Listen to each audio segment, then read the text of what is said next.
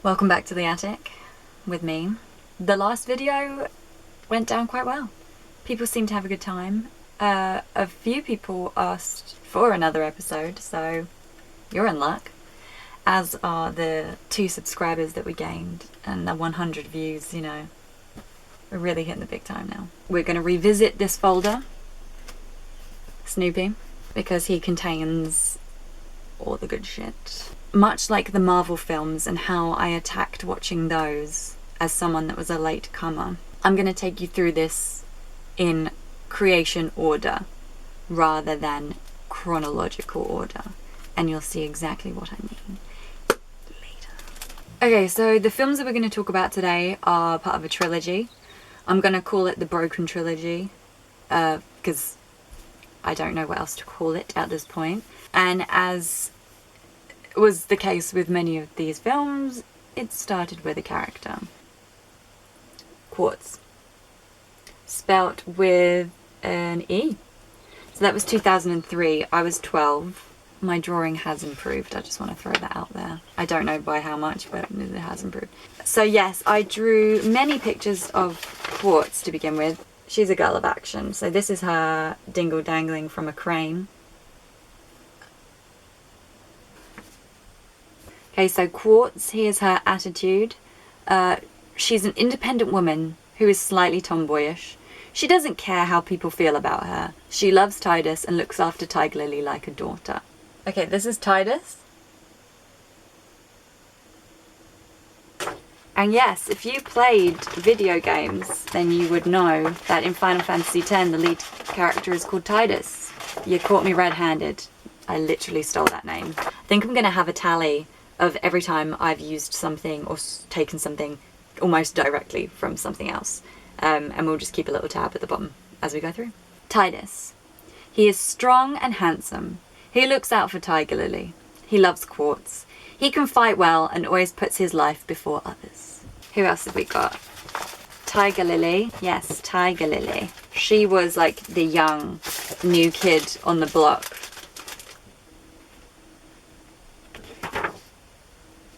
Smelling her armpits, maybe? I don't know what's going on in that picture.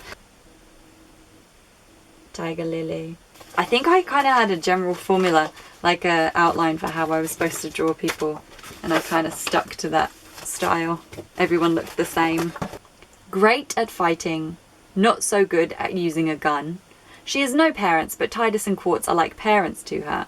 She always gets wounded because she's young, of course. Again with the arm, this looks terrifying. She looks a little bit like a puppet. She's got knee pads. Very practical for crime-fighting action heroes. But the Converse, not so much. A rubber-soled flat shoe is not going to help you in times of crisis. Silly Tiger Lily. So this is Dominique and Allura. Chesticles. Allura and Dominique. Allura and Dominique. I stole those names from Nightfire, 007 Nightfire, PlayStation 2 game. Again, a lot of this stuff was influenced by the PlayStation 2 games that I was playing, apparently. They were a lesbian couple who were part of the gang, and I want to say I was being really forward-thinking in doing that, but I'd just stolen that from Buffy, because there was Willow and Tara. Plus I went to an all-girls school, so like everyone was gay. Just didn't seem like a big deal. Dominique. She is best friends with Allura. Is okay at fighting. She is always looking out for Allura and Lil. We've upgraded to Lil now. She looks out for others before herself. Most of these people just sound like the same person. I don't think I had a very good idea of any of these people. Allura looks out for Dominique. She's great at fighting and can use weapons well. She tries to make sarcastic or fun comments and isn't funny. The Gentleman. Now the Gentleman was stolen directly from a combination, really. So, The Gentleman, for those of you that watch Buffy, know that there's an episode called Hush, which is one of the finest things on television, in my opinion. It's absolutely iconic, but the bad men in it are these really scary suited guys called The Gentlemen. So I stole that idea but I combined it very heavily with the agents from the Matrix. All of the bad guys all wore suits and sunglasses and looked very similar, but they were called the Gentlemen, but they were basically a rip-off of agents. I don't have any drawings of the agents, the Gentlemen, but in this particular episode, the ruler of the of the Gentlemen was called the Cat, and he was called the Cat because he has 9 lives. There you go, the Cat. There were some humorous whiskers and ears drawn on him, possibly by my brother. He doesn't look like a cat. These are the descriptions of the 9 ways that he dies. His first life, he loses to an explosion on a crane. The second life, he's shot in the chest. Third life, shot to the head. Fourth life, shot to the head. Fifth life, blade to the heart. Sixth life, neck snapped. Seventh life, ninja stars. Eighth life, rake through the chest. Ninth life, gasoline super soaker. Gasoline super soaker, there you go. The whole idea of the cat and the title of the film being 9 Lives was definitely taken from the fact that there was an Aerosmith album I had recently purchased called 9 Lives. And I think I wanted to use the song track number 1 in there somewhere. This is my logic. You find a song, you make a way to put it in a film. Here are also some songs that were featured. Muse, Time Is Running Out, that was used for a training scene. Blur, Crazy Beat for the battle in the basement. Try saying that 10 times. Aerosmith, 9 Lives, when they're fighting the cat. That's very on the nose. Fastball, Vampires, as mentioned in the previous episode, was played for Xavier's death, which was right at the beginning of the film. Okay, Xavier. Previously known as Sparkle version. I actually miss Xavier, dude. Xavier, yes, we all know where I got that name from. You're not clever if you know that reference. Okay, so Xavier's profile. She's a fair girl who is soft and gentle. She is in love with Titus, and he loved her before she died. Fickle. Summary. Chapter 1. Quartz is in a bar and she meets a gentleman. Not the conventional kind, the bad kind. She fights him on the roof. Xavier dies in an alleyway. Chapter 2, they have some coffee and there is an anonymous letter at the door. Allura and Dominique go on patrol and save a girl called Alexia. Chapter 3, Lexi joins their group and dies. There was literally no need for you, Lexi. What are you doing? When they get home, the place is trashed. Quartz and Titus meet 11 gentlemen. Chapter 4, they are taken to a roof and tied together. Who? They fight and think they've killed the leader. They're wrong. Chapter 5, Tiger Lily gets wounded and can't fight.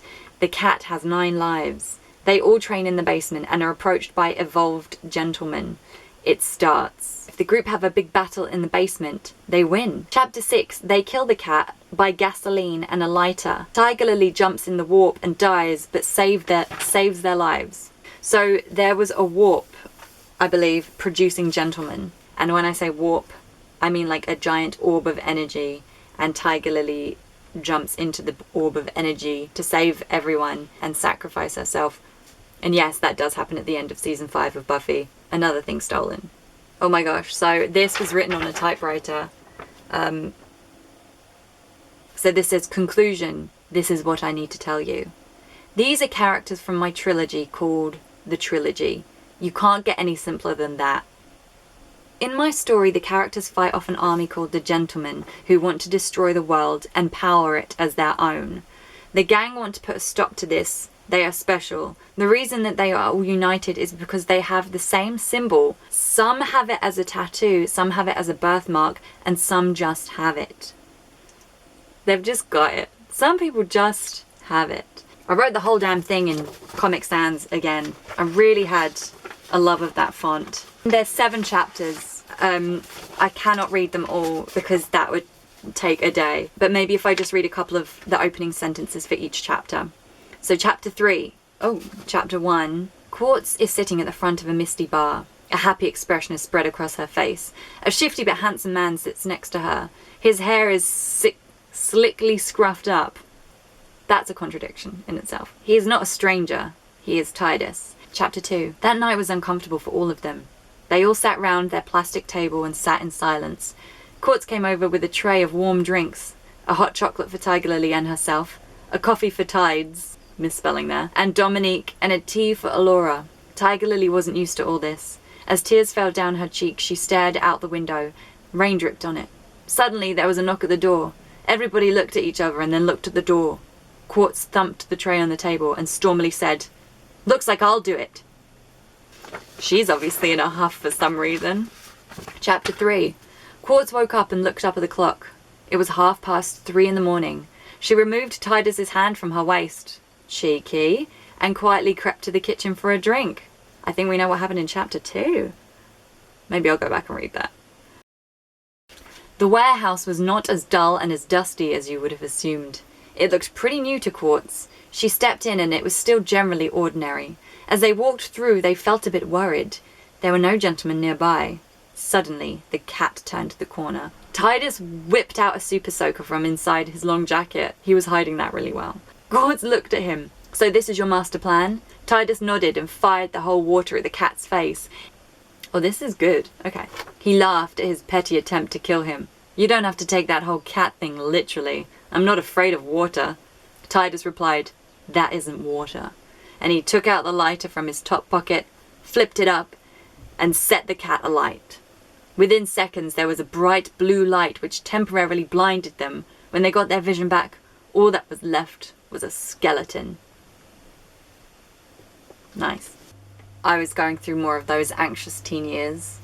So this was a real opportunity for me to put some of that teen angst onto the paper. The next film that I wrote was technically a prequel, and not just that, it took place 2 films in advance, and this one was called Broken. And the overall idea was that one of the characters stole a necklace that was possessed, and then she turned evil, tried to get her friend to kill her other friend. But there were some other characters, some different characters. This is Nicole, and I stole that outfit and look from the musical We Will Rock You. Very obsessed with that at the time. So she steals the necklace and then she turns a little bit nasty. Nicole before the lab, so her hair's bright red now and she's like got more attitude, and that look was taken from Britney Spears in the Toxic music video. Then after the lab, she turns into this savage killing machine. Yes, I stole... That's basically just a picture of the vampire from Blood Rain. Here's a picture I did. It says Nicole Blood Rain. So that's another thing stolen. There she is in the lab in her tube, just like in The Fifth Element. She finds a necklace that Xavier stole and she is entranced by its power. She almost becomes a walking robot. First, her fashion style changes very quickly into a stolen outfit. Then her hair colour changes and she is taken to the lab to be tested on so they can find out exactly what's going on. While they have her left there, she uses a stolen samurai sword to cut her hair. So that blunt bob that you saw a picture of earlier, she managed to do that with a samurai sword. A samurai sword and a prayer. That's all she did. We have Drew. Now Drew.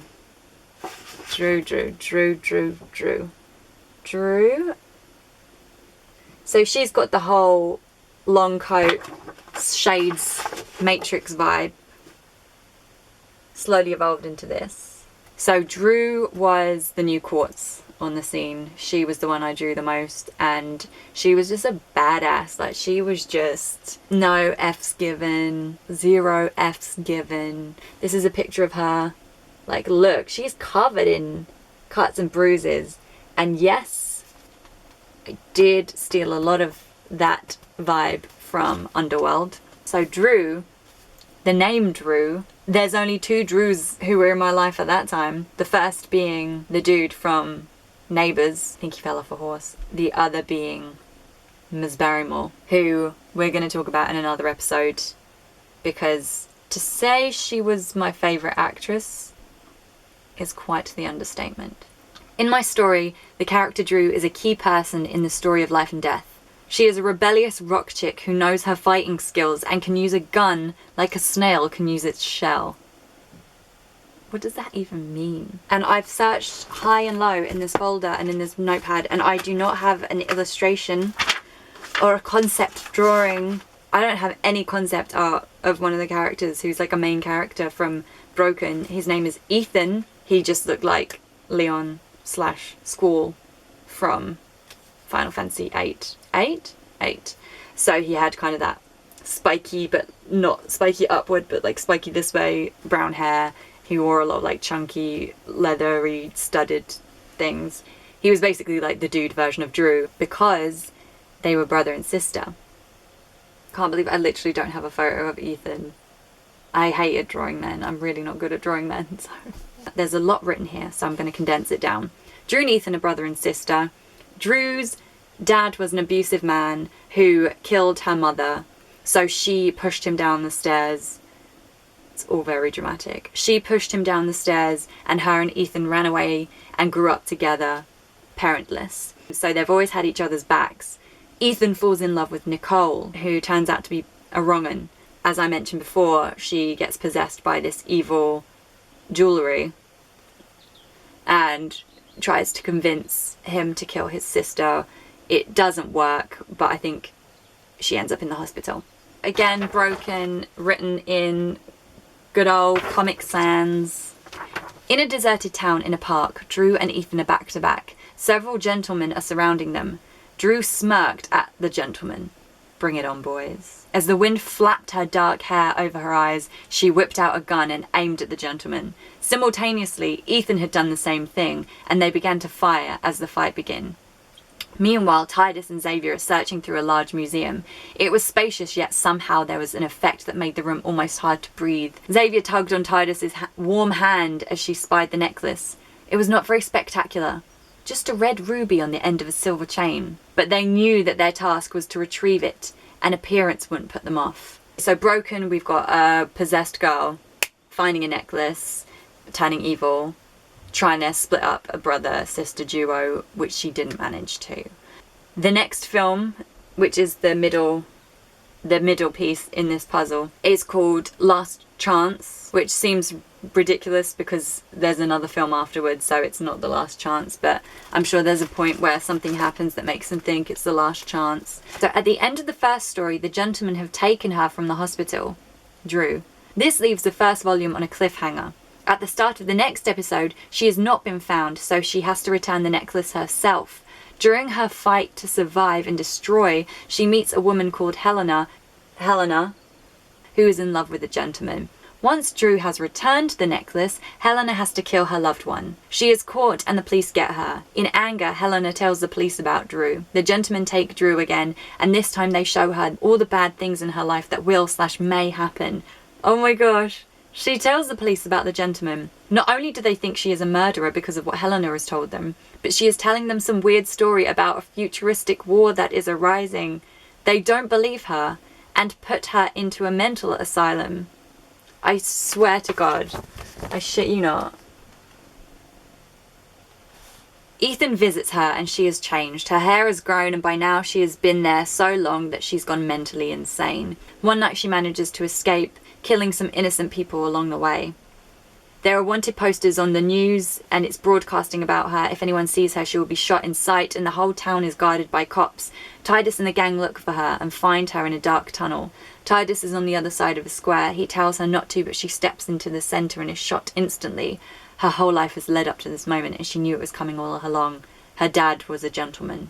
Okay, so Drew dies at the end of the second one. We need to make way for Quartz. That's Drew and Helena. Drew and Helena. It looks like rain. No kidding. So Helena, I have a friend called Helena. She's one of my favourite people in the world. And I'd shown her all the drawings and concept art. And then she was like, you should do a character for me, or like about me. So I kind of came up with this character that was just like really scantily dressed, wearing this tiny little pink skirt and like thigh-high black boots or whatever. And that doesn't represent her in the slightest. It seemed really novel at the time. So this is Drew and Helena meeting. I'm Helena. I've been fighting the gentleman for 5 years now, and I know you do too. They're after the necklace. You don't know how powerful it is. Drew smiled. It corrupted my best friend. She tried to kill me. Now she's dead. Nope. I don't know nothing about it. Okay, Alora and Dominique. Here's a bit of backstory for Alora and Dominique. Alora was Drew's social worker when she was in the mental asylum, and she looked after her and met Dominique at the asylum. She was also an innocent patient who the gentleman had tried to get rid of. Alora fights her case and manages to get Dominique out of the asylum, and she stays with Alora. They may be a couple, or just good friends, I'm still not sure. Neither of them die, in fact, both of them manage to live all through the film. Sorry, it is Alora who is the patient, and Dominique who is the social worker. So there's a mental patient and a social worker who fall in love. That seems familiar. There was a plot somewhere that I've written about where Quartz gets thrown against a wall when she's fighting with a gentleman. She smacks her head, and then she's in the bath, and then she's bleeding out in the bath without realizing that she's bumped her head, and Titus comes in and helps her. Stole that from the music video for Every Time by Britney Spears. So that was Broken, Last Chance, and 9 Lives. The trilogy that I want to call the Broken Trilogy, but is actually just called The Trilogy. As you can see, pretty much everything was stolen from something else. Very little imagination in that one.